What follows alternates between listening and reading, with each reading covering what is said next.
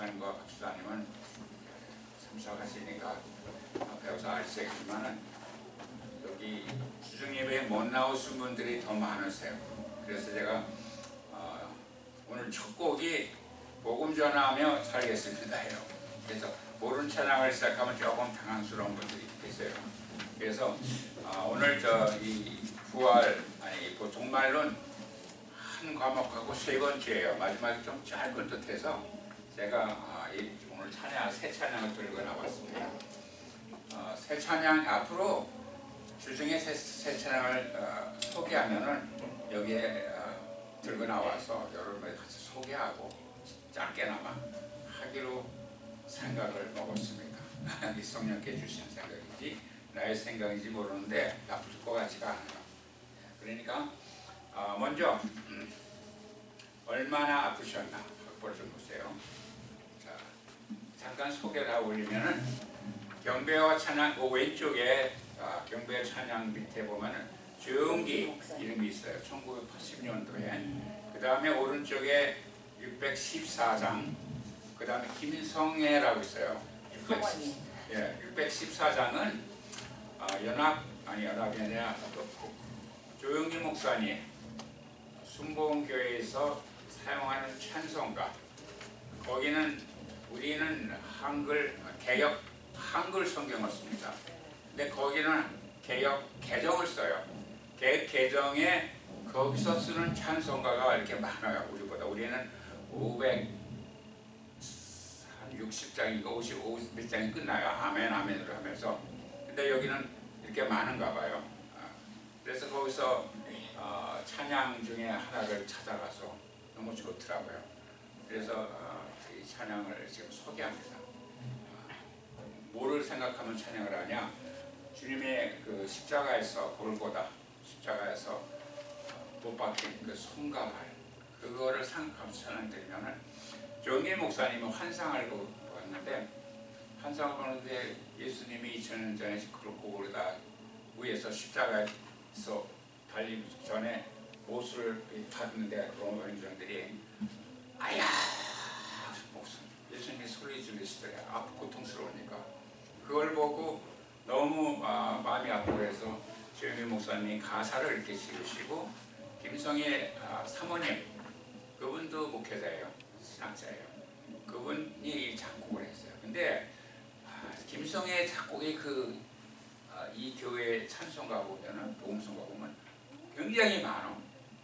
아마도 그 교회에서 음악에 은사가 있는 작곡할 수 있는 분이 있는데 아마 조영기 목사님, 김성희 목사님 이름으로 이게 발간한 거 아닌가? 저는 추측이지만 이름은 그 사모가 작곡한 걸로 나와 있습니다. 제가 먼저 시작합니다. 얼마나 아프셨나 못 박힌 그 손가발 죄 없이 십자가에 달리신 주 예수님 하늘도 산과 들도 조목들도 다 울고 해조차 빛을 잃고 캄캄하게 되었네. 오 놀라운 사랑 크시고 끝없도다. 오 주님 사랑에 구원의 강물 넘치네. 제가 이게 보통 이렇게 끌면서 찬양을 합니다. 근데 제가 서비스콜 이렇게 다니면서 종일 저 사람 옆에서 타고 저 사람 듣는지 안 듣는지 나 혼자 이제 속으로 찬양하는 거예요. 사람은 다른 데신 없어요. 세상 풍경이 어떤 게. 그래서 계속 속에서 찬양이 나오니까 저는 그걸 성령께서 찬양하시려고 본다고요. 근데 하다 보니까 이게 끄는 게 내 개인적으로 별로 은혜가 안 돼요. 그래서 어느 순간에 찬양이 변하더라고요. 그래서 얼마나 여기에 나에다가 세 박을 하게 돼 있는데 세 박은 다 우리가 찬양을 하되 저는 그 한 박으로 끊어서 얼마나 아프셨나 이렇게 끊으면은 더 깔끔하고 내 개인적으로는 더 은혜가 되는 것 같아요. 끄는 것보다 찬양이 살아나는 것 같아요. 그래서 지난 수요일인가 금요일날 우리가 이렇게 제가 하자고 소개를 했어요. 그러니까 앞에서 오늘은 찬양 안 합니다. 그렇지만은 언젠가 할 텐데 우리 성령 학교에 나오시는 우리 성도님들도 이 찬양에 익숙해서 그때 아마 예배의 찬양이 아마 은혜가 될 것 같아요. 지금은 배우는 겁니다. 다시 갑니다. 처음부터. 얼마나 아프셨나 못 박힌 그 손과 발 죄 없이 십자가에 달리신 주 예수님 하늘도 산과 들도 초목들도 다 울고 해조차 빛을 잃고 캄캄하게 되었네. 곧 놀라운 사랑 크시고 끝없도다. 오 주님 사랑에 구원의 강물 넘치네. 나의 죄 너의 죄와 우리의 모든 죄를 모두 다 사시려 십자가 달리셨네. 주 얼굴과 손과 발에 흐르는 그 귀한 피 골고다 언덕 위를 붉게 물들이셨네. 오 놀라운 사랑 크시고 끝없도다. 오 주님 사랑에 구원의 강물 넘치네. 오 놀라운 사랑 크시고 끝없도다. 오 주님 사랑에 구원의 강물 넘치네. 이 찬양을 드리다 보니까 기억나는 게 있는데 교회에서 공식적으로는 아마 목사님한테도 말씀 안 드리는 거예요. 한 6년 전부터 속에서 절, 단, 국 하고 내가 알지 못하는 이 짧은 단어가 들어와요. 마음속에. 뭐야? 무시하고 지나갔어요. 근데 얼마 후에 또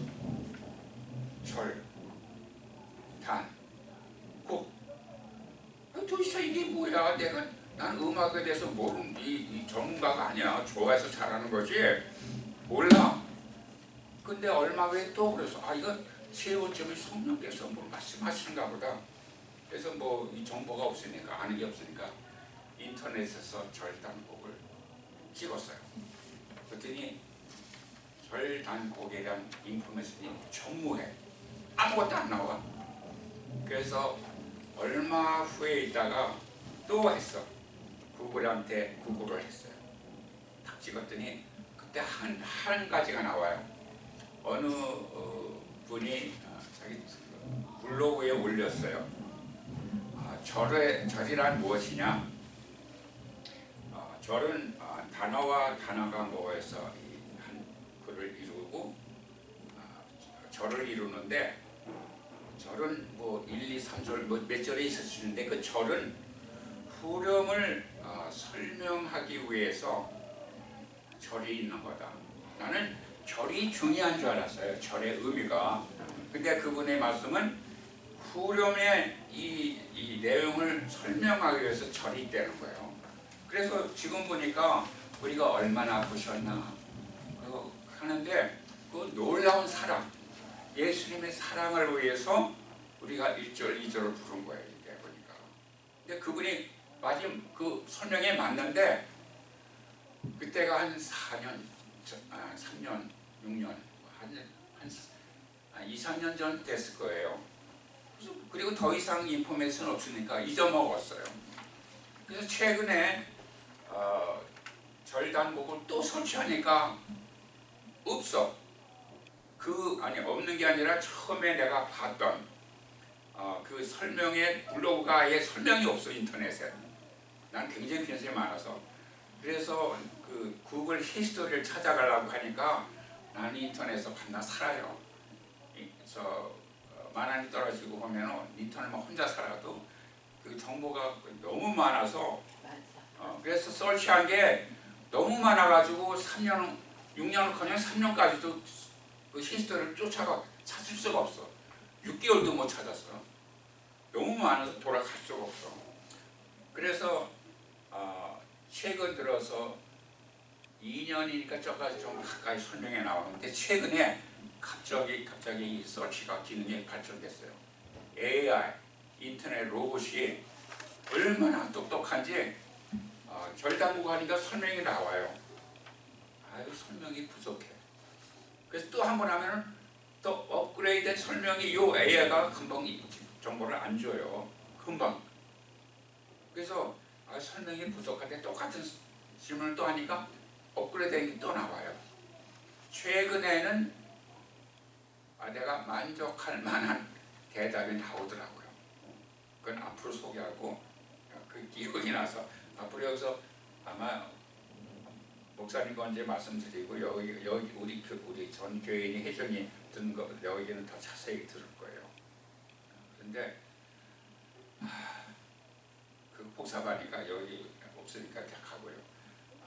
거기에 한 가지 제가 단 하나를 이게 받은 게 있는데 절명곡, 그 AI가 설명한 그 설명 중에 절명곡이라는 게 있어요.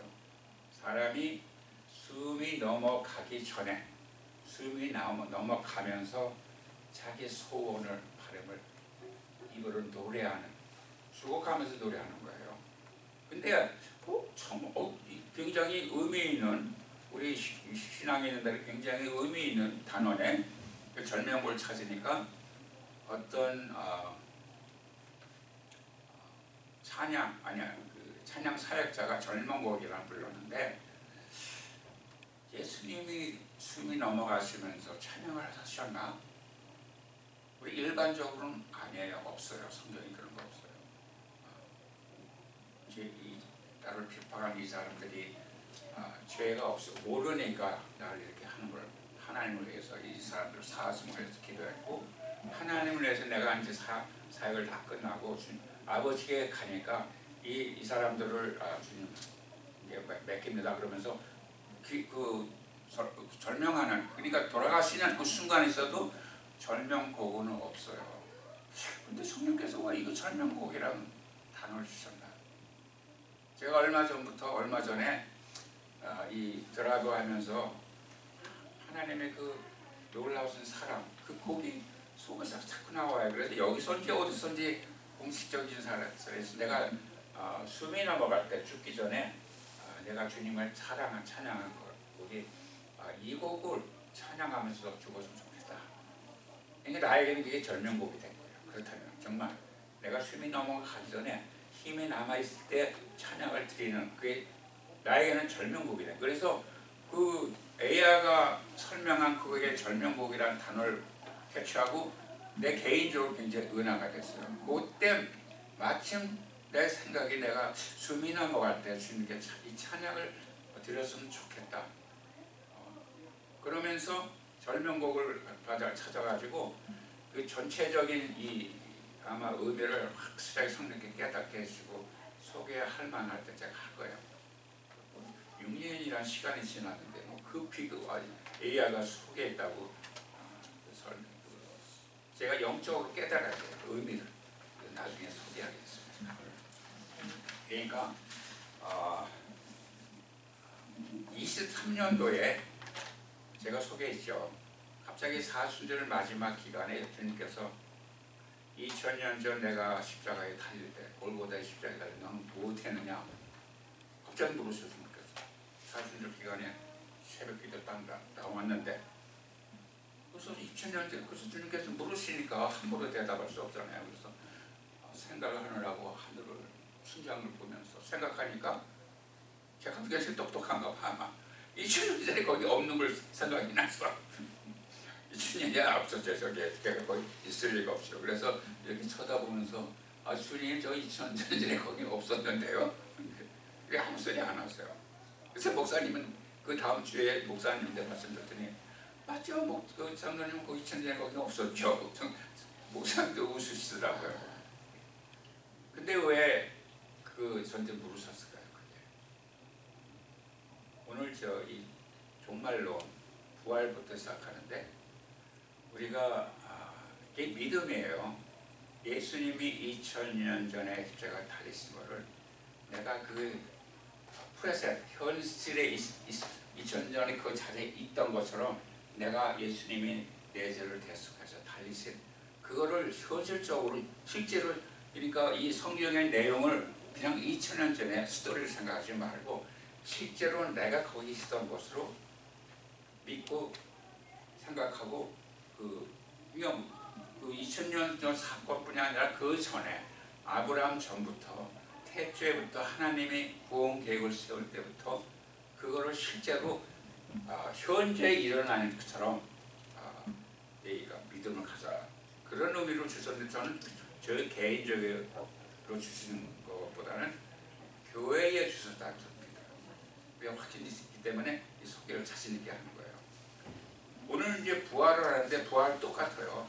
2000년 전 예수님이 우리 죄를 대속해서 골고다에 십자가에 돌아가셨는데 주님께서는 우리가 현실적으로 그 자리에 있는 것처럼 보고 믿으라 그래요. 지금의 이 부활 앞으로 일어날 일 이게 이 부활 사건도 현실에 먼 후에 언제인지 모르는데 미래인가 아니라 현재 이런 사건으로 영안으로 보라는 거예요. 그래서 얼마나 아프셨나 이를 소개하면서 기억나서 선택했습니다. 그 다음 곡은 복음 전하면 살겠습니다. 제가 그 교회 소개하고 싶은 곡이 많아요. 근데 그 많은 걸 다 소개할 수도 없어. 너무 많아서. 많으면 성도들이 또 회중들이 혼란을 일으켜요. 그래서 그 중에서 이 찾았는데 복음 전하며 살겠습니다. 참 좋아요. 쉽고. 그래서 제가 하면 같이 합니다. 지나왔던 모든 삶 주님이 다 용서하시고 그 은혜 예수로 찾아와 손 잡아주셨네. 사랑하는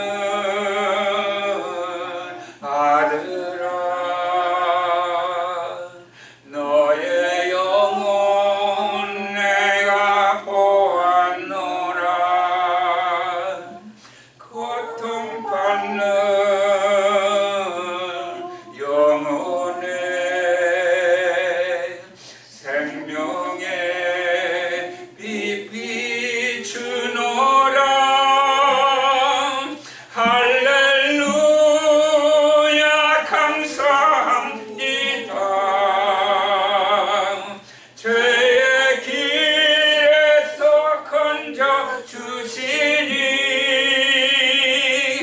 할렐루야 감사합니다. 복음 전하며 살겠습니다.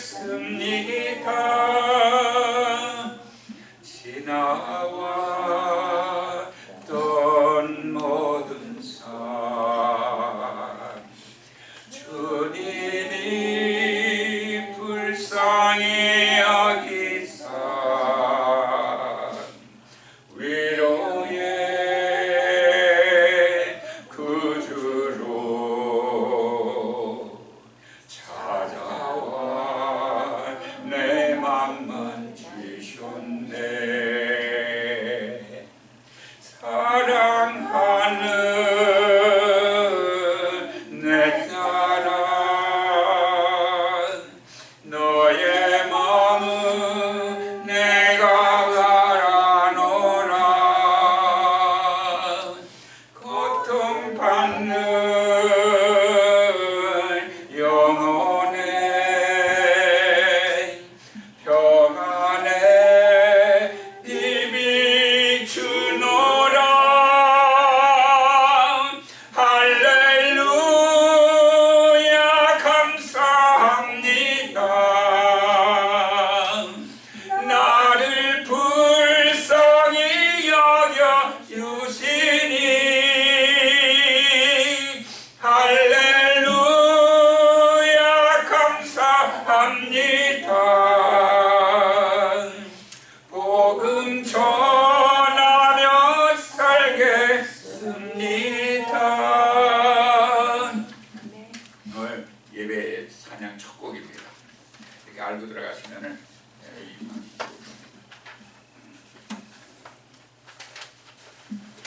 자, 우리 카페에서 드린 부활, 실제로는 다음 페이지 부활의 성질부터 하는 건데 부활 넘버 4 부활로 갑니다. 성경에서 일반되게 흐르는 사상일 뿐 아니라 이 세상의 삶이 그것을 끝나는 것이 아니라 영원한 삶과 이어진다는 복음의 핵심이며 기독교의 가장 중요한 신앙입니다.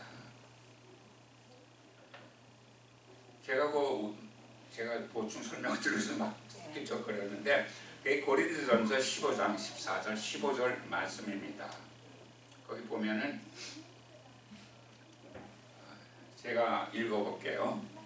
14절 그리스도께서 만일 다시 살지 못하셨으면 우리의 전파하는 것도 헛것이요 또 너의 믿음도 헛것이며 또 우리가 하나님의 거짓 증언으로 발견되리니 우리가 하나님이 그리스도를 다시 살리셨다고 증거하였습니다. 만일 죽은 자가 다시 사는 것이 없으면 하나님이 그리스도를 다시 살리시지 아니하셨으리라. 그러니까 우리의 믿음이 부활이 없으면은 부활을 믿는 믿음이 없으면 지금 헛것이라 이거예요. 예수님의 그 골고다의 사건, 그래서 우리가 예수님 주를 영접하고 내가 회개하고 회개는 당장 회개 일은 아니라 예수님을 영접하고 구주로 영접하고 주님을 따르는 성도들은 회개에 점진적으로 회개에 나가서 그 성결한 상태로 나아가야 돼요. 아니 예수님을 영접하시니까 나는 의인이니까 인간은 의인이 될 수 없어요. 그래서 예수님이 요구하시는 구원을 확증하라. 천국을 뭐라 그러죠? 천국을 뺏어서 탈취하라. 성경이 줄곧 말씀하시는 거예요. 그래서 우리가 부활을 믿지 않으면은 믿음도 헛것이라. 예수님이 나를 비록 대속해서 죽으셨더라도 부활이 없으면 무슨 소용이 있느니 이거야. 그 말씀이에요. 부활이 없다면 우리의 믿음이 헛것. 라는 말은 기독교의 핵심 메시지며 예수 그리스도의 부활 없이는 신앙의 근본이 흔들린다는 그런 의미입니다. 부활의 성경적 증거, 구약의 증거, 아브라함의 신앙, 이삭은 부활을 믿었습니다. 왜냐하면은 하나님이 느닷없이 아브라함에게 독생자요 오직 하나 있는 그 나이 정말 죽어가는 나이에 얻은 자식인데 하나님이 나타나셔 가지고 이삭을 잡아서 제물로 바치라. 인간으로서는 감당할 수 없는 그 명을 받고 아브라함은 하나님을 믿었기에 우리는 그냥 순진해서 뭐가 좀 부족해서 바보해서 그럴 수도 있겠다 하지만은 확실한 믿음이 있기에 왜냐 그거를 구체적으로 다 설명은 안 돼 있는데 하나님이 이삭을 주시기 전에 미리 약속하셨어요. 약속하셨어요. 정말 사라가 다 임신할 능력이 몸에서 없어지고 완전히 죽은 몸인데 1년 후에 자식을 보리라 하나님의 약속을 믿고 그 일이 정말 기적같이 일어났어요. 그 다음에 이삭을 통한 인류 구원의 그 계획을 하나님께서 말씀해 주셨어요. 아브라함과 자녀 중에서 그 굳건히 믿고 있는 아브라함이 하나님께서 이삭을 바치라 할 때, 제물할 때 하나님께서 죽일 수 있는데 죽이시더라도 부활을 시켜서 하나님의 약속을 이루시리라 그렇게 믿었습니다. 설명이. 그러니까 이삭의 부활을 믿었다. 아브라함의 신앙이에요. 죽음 묘사, 깨어남을 전제, 잔다라고 묘사한다. 죽음을 묘사하는데 우리가 잠시 잔다. 자다가 땅속에 어떻게 찾은 낙원에 가서 있던 이 지상에서는 자는 거예요. 죽은 거예요. 그러면 잠시 낙원에 있다가 예수님께서 천군 천사를 호령하면서 다시 재림하실 때 그때 죽은 자가 먼저 부활하고 산 자가 부활합니다. 구원받고 신자로 있다가 죽은 자 부활과 이 땅에 사면서 생으로 살고 있는 성도들이 주고받고 부활하시는 예수님하고 다 끌려 올라갑니다. 깨어나 그때가 죽은 자가 깨어난다. 그렇게 성경은 모사하고 있습니다. 부활 언급, 직접 살아나고라고 말한다. 그러니까 이 지금 설명한 게 다 거기 포함되어 있어요. 그 다음에 신약의 증거, 그리스도의 증거, 그 스스로를 부활과 생명으로 말씀하셨습니다. 요한복음 11장에서 다음 바울의 증거, 논리적으로 언급하였습니다. 그리고 15장에서 또 요한의 증거, 계시록은 부활을 회화적으로 그린다. 우리가 잠깐 생각해 보면은 요나 선지자를 생각해 볼 수 있어요. 요나가 하나님께 음성이 들려서 니느웨를 위해서 하나님의 말씀 전파하니까 니느웨는 누굽니까? 완전 이단 사람, 다른 사람이에요. 다른 나라 사람. 적국이에요. 그 사람들한테 하나님 말씀 중에서 구원받게 하는 게 싫어서 막 도망다녀요. 그러니까 하나님의 말씀을 받지 않는 게 아니라 저 사람들이 싫으니까 저 사람들의 구원의 메시지를 전하기 싫으니까 도망갑니다. 어디로 가냐면은 피하야 함께 타시스로 가다가 태풍을 만나서 배가 정말 뒤집어지고 깨질 지경이 됐어요. 그러니까 요나는 자기의 행위를 알아요. 내가 하나님의 명을 거절하고 내가 살겠다고 하나님 낯을 피해서 도망가니까 하나님이 진노하셔가지고 일이 일어나는 거 잘 알아요. 우리 믿는 구원받았다는 자기 행위를 알아요. 하나님께 뭐가 죄를 졌다, 잘못했다, 하나님 기뻐하시지 않은 일을 했다. 그러면 알아요 벌써. 신앙적인 양심이. 그걸 못 느끼면은 믿는 이가 아닙니다. 그래서 이 폭풍이 일어가지고 배가 다 가라앉게 깨지게 생겼으니까 그 뱃사람들이 왜 일이 나느냐 정말 막 울고불고 그러니까 요나가 이 일은 나로부터 생긴 거니까 나를 바닷속으로 집어 던지라. 그러니까 그러니까 요나의 그 죽음은 거기도 죽으면 죽으리라는 그런 신념이 있었나 봐. 자기 하는 행위를 아니까 자기로 인해서 이 지금 배가 깨질 지경이 있으니 나를 집어 던지라. 그러니까 이제 이 선원들이 선장이 이 사람을 바다로 집어 던졌어요. 가다가 집어 던지는데 그냥 꼭 들어간 게 아니라 그 웬만한 큰 물고기에 나타나서 나를 못 삼켜버렸어요. 아마 고래가 아닐까. 그렇게 사람을 집어 삼킬 그런 큰 물고기라면. 근데 거기서 아마 물고기 속에서 위장으로 안 들어가고 입속에서 있었는지 뭔지는 모르겠습니다. 거기서 내가 살아나서 하나님의 궁정에 가서 하나님의 전을 볼 거를 믿음으로 기도해요. 거기서 믿음으로. 그러니까 하나님께서 요나의 기도를 들으시고 받으시고 거기에 명해서 요나를 토하게 만들었어요. 토했는데 자기가 도망가면 그 자리로 다시 돌아오게 됐어요. 그러니까 이게 무슨 성경이 얘기냐면은 비록 죽을 징행이 있더라도 우리가 하나님 안에서 살 길을 기도하면서 소원하면서 그걸 믿으면은 하나님이 이루어주시는 거예요. 그러니까 우리가 부활의 신앙이 있어 부활할 것을 믿으면은 이루어지는 그게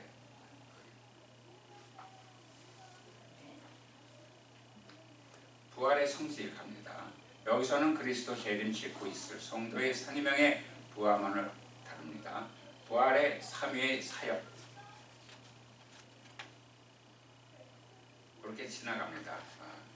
그리스도의 부활이 보증이다. 우리가 부활을 믿음으로 그게 보증이에요. 육체적, 가견적 부활이다.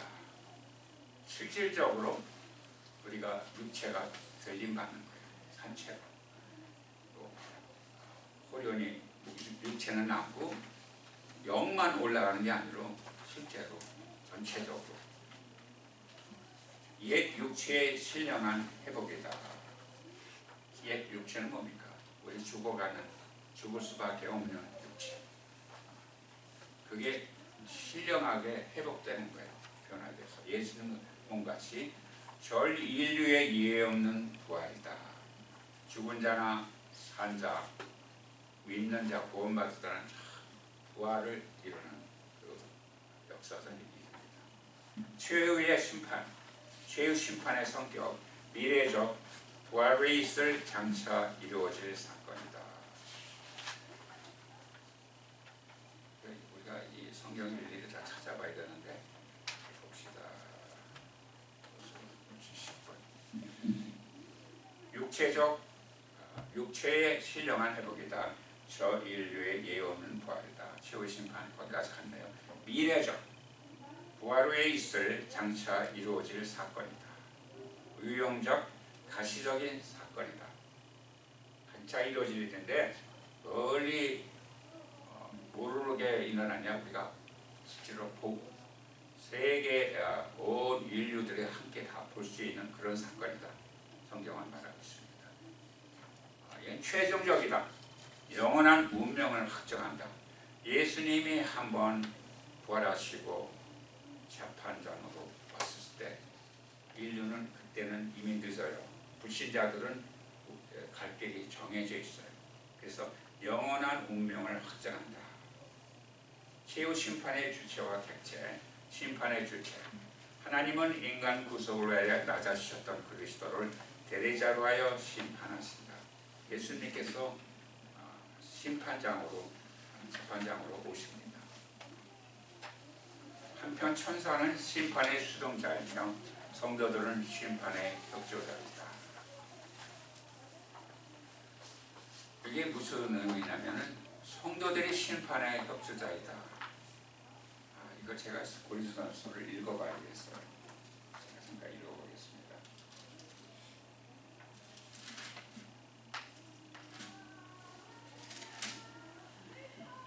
6장 2절 3절 성도가 세상을 판단할 것을 너희가 알지 못하느냐? 세상도 너희에게 판단을 받겠거든 지극히 작은 일 판단하기를 감당치 못하겠느냐? 우리가 천사를 판단할 것을 너희가 알지 못하느냐? 그리하거든 하물며 세상 일이랴. 제가 받은 이 말씀은 우리가 예수님과 공중에서 부활하시고 예수님과 천국 잔치를, 그러니까 우리가 혼인 잔치를 한다는 것이죠. 혼인 잔치를 다 끝내고 예수님과 함께 지상에 내려와서 같이 천년 통치가 이루어지는데, 그때 우리는 예수님이 통치하시는데 그 밑에서 우리는 왕과 제사장처럼, 이 땅에서 우리가 살 때 왕과 제사장, 대통령, 그게 아니라 우리가 왕과 제사장처럼 세상을 통치하는데, 그때에 자식들이 많이 나고 우리의 자식들이 아마 우리가 통치할 거예요. 그때를 우리가 100% 다 확실히 알고 말할 수는 없지만 성경에 말씀 안 하기 때문에 확실히 우리가 주님과 이 땅에 시장 재림해서 천년 통치를 하는데 우리가 왕과 제사장처럼 지낸다 그래요. 왕과 제사장이 뭡니까? 왕이면 백성이 나라가 있어야 돼요. 아무것도 없으면 왕이 안 돼요. 통치하는 대상이 있어야 되는데 대상이 이 백성이에요. 그 당시에 백성이 많아가지고 우리가 윤희 자매님이 통치하면 그 나라 거기에 그 얼마나 많은지 모르지만은 우리가 통치를 합니다. 그래서 그거를 바라보면서 믿음으로 바라보면서 우리가 가기를 원합니다. 심판의 객체 사단과 마귀들 및 불신자들이다. 심판을 한다면은 천년왕국 중에서도 불신자들이 있어요. 분명히 말씀했었어. 이 성경이. 한편 이와 달리 성도들은 상급을 위한 심판을 받는다. 이거는 마지막 때 마곡과 마곡의 전쟁이 일어나고 예수님이 그들을 사단을 다 물리치고 완전히 무정에다 사단을 우리와 불신자를 집어넣고 마지막에 우리가 받을 상급, 마지막 영원한 나라 들어가기 전 그때 상급을 받아요. 최후 심판의 근거, 궁극적으로는 그리스도의 의가 심판의 표징이나 있는 대상에 따라 세 가지 양태로 나타납니다. 즉 하나님의 뜻을 많이 아는 자에 대한 심판 기준이 더 엄격합니다. 이방의 양심, 인간의 마음에 새겨진 자연적 율법의 기준으로 심판받는다. 따라서 양심껏 살았던 사람은 지옥에 가더라도 그 형벌이 좀 가벼울 것이다. 이거 좀 제가 우리 하나님의 성의 교단의 어떤 목사님께서 번역본이에요. 나온 건데 제가 이 부분에서 완전히 성경적으로 제시할 거 없어요. 여기 지금 딱 걸리는데, 따라서 양심껏 살았던 사람은 지옥에 가더라도 그 형벌이 좀 가벼울 것이다. 우리가 이 땅에서 상급을 생각하면은 땅에서 하나님의 영광을 위해서, 하나님의 의를 위해서, 그 나라의 의를 위해서 내가 먼저 헌신하면은 하나님께서 그 나머지 것을 이거 다 해결해 주세요. 우리 소원대로.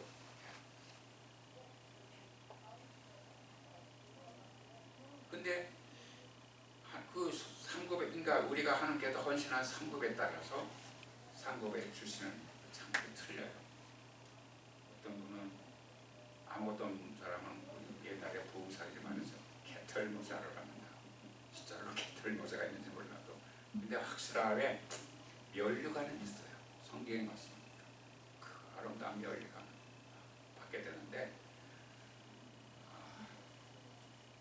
하나님의 양심껏 살았던 사람 지옥에 가다를 힘들었죠.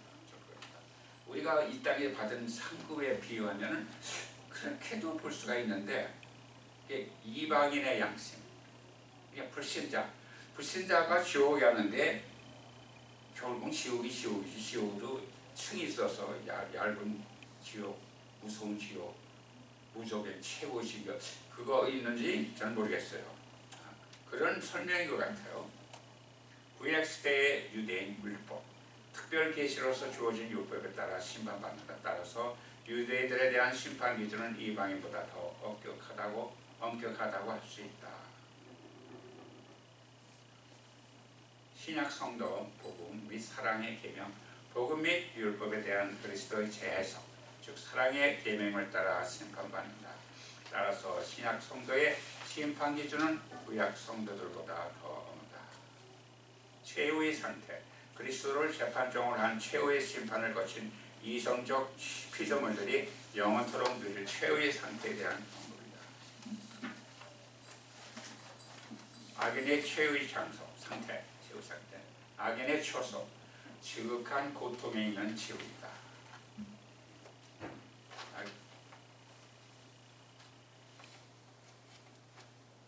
악인의 상태가 보면 소극적으로는 신적 은총에서 끊어짐에 따른 영원한 행복에 대한 상실감, 적극적으로는 영육간에 미치는 모진 고통이 있습니다.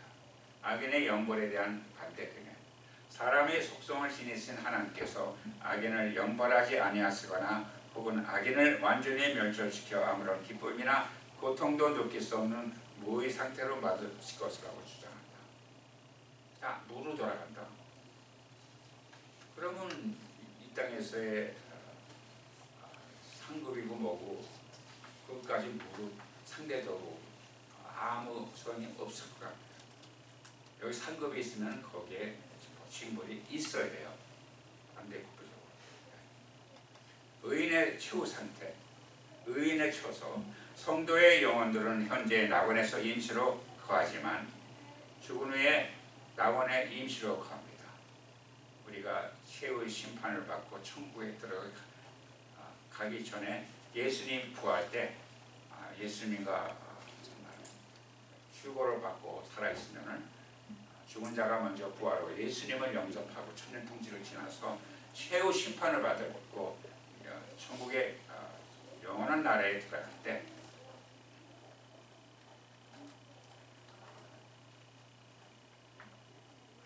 그러니까 임시로 가지만 우리가 장례식에 가서 죽은 자를 생각하면서 하나님의 나라에 계시다 그렇게 표현하는데 미래의 일을 다 뭉뚱그려서 하나님의 나라에 그렇게 집적하니까 낙원에 가 있는 거예요. 한 예로 십자가에서 예수님의 오른편에 죄인이 있었어요. 그 사람이 예수님을 영접하니까 그 십자가에서 그럴 때 너가 오늘 나와 함께 낙원에 있으리라 그러면서 그 사람은 구원받고 바로 죽게 돼서 낙원에 예수님과 함께 올라가는 나라입니다. 그러니까 우리가 완전히 그 심판을 받기 전에 새 나라 새 하늘 들어가기 전에는 그거는 완전히 그 심판을 받기 전에 임시로 가는 장소가 낙원이다.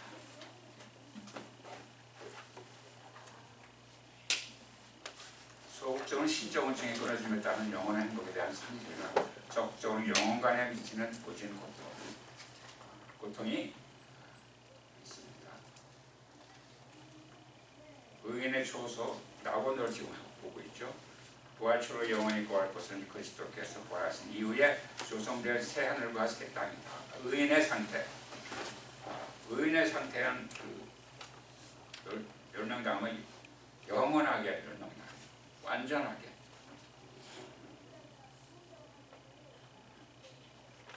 영원하며 의인의 상태는 영원하며 완전하며 평화로우며 거룩하며 영화로운 삶, 영원히 살게 됩니다.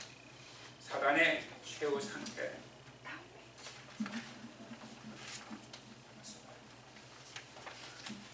사탄의 초소, 악인처럼 지옥입니다.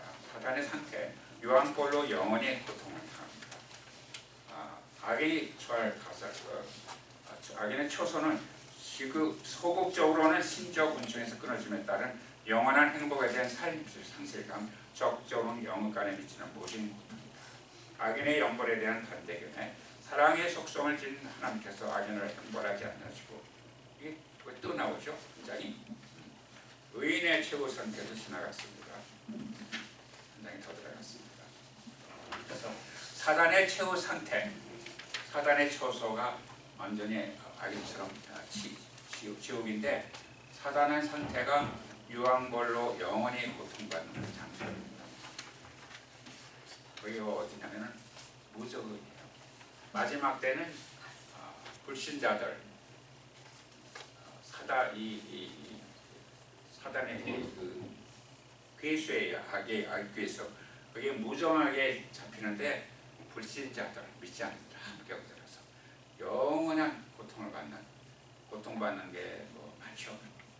성경에는 그 고통이 어느 정도 고통이냐, 불 속에 소금을 얼마나 뜨거운지 탁탁 튀는, 사람이 그들아서 그 고통을 영원토록 받아보세요. 사람이 불 속에 떨어져 유황불이 보니까 그냥 빨간 불이 아니고 노란 불도 아니고 하얀 불도 아니고 너무 뜨거워서 실제로는 그걸 못 봤는데, 너무 뜨거운 상태는 까맣게 된대요. 색깔의 온도가 너무 까맣 때.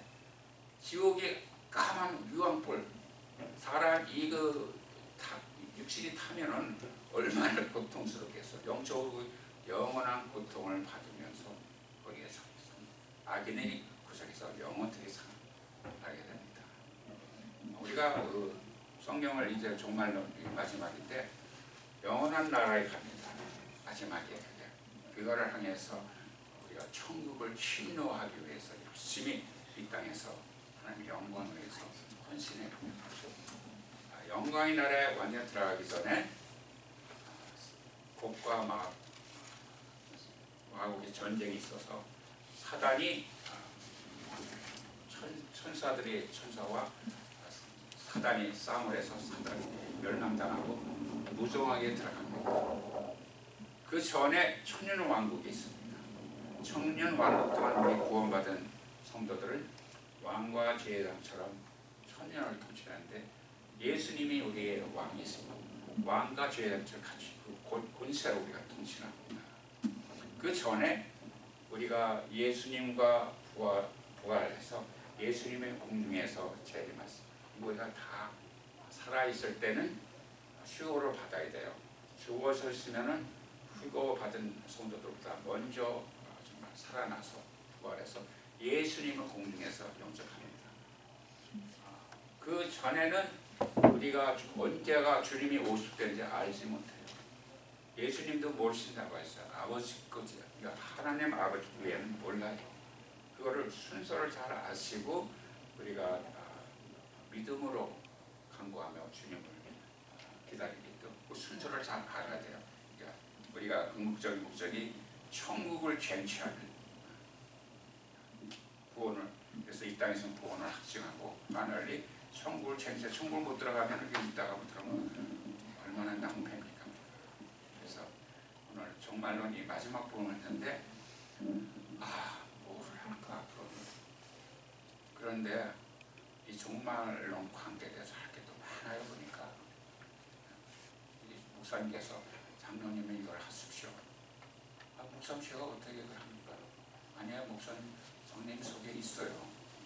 그래서 했는데 뭐가 자꾸 주세요. 모르는 내용을 우리가 준비하는 대로 준비가 안 되면 그냥 우리가 시간 간간히 우리가 성령론으로 가야겠습니다.